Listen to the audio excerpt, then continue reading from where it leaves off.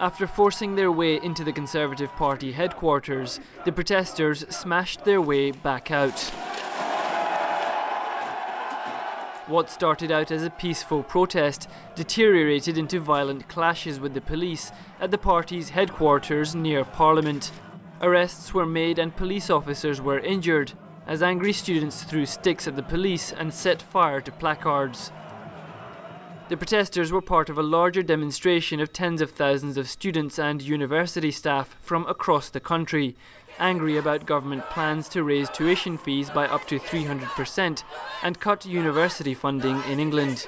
We don't think it's fair that, the aspiring generation, of which I consider myself a part of, I've not been to university yet, and this is one student who isn't going to be paying £9,000 a year to do it. I don't think it's fair that my generation have to suffer the consequences for the mistakes made by the generation above. There is £90 billion of uncollected tax from the rich, that Trident is costing the country £80 billion, and we're spending £4 billion a year on warfare. All of those things should be cut first. The coalition government has acknowledged the anger over its changes to higher education, but says they are necessary in a time of austerity, and the Universities Minister argues the new system will be fairer than the present one, offering more help to poorer students. The proposals we have put forward will mean that those who earn the least will pay much less than they do at the moment. Those who earn the most will pay over the odds to provide a subsidy to allow people from poor backgrounds to go to university. The Liberal Democrats, the junior partner in the Conservative-led coalition, have been singled out for criticism by the students, who feel betrayed.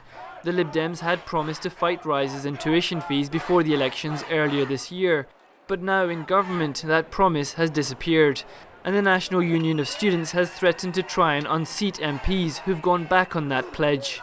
Now, students are shown in great numbers today that they are ready to hold politicians to account, and they are ready to take action if politicians betray their word. And we must stand and hold those politicians to account, because it is utterly unacceptable that Liberal Democrats or any other politician can say one thing when they're seeking votes and then do quite the reverse once they've got into power.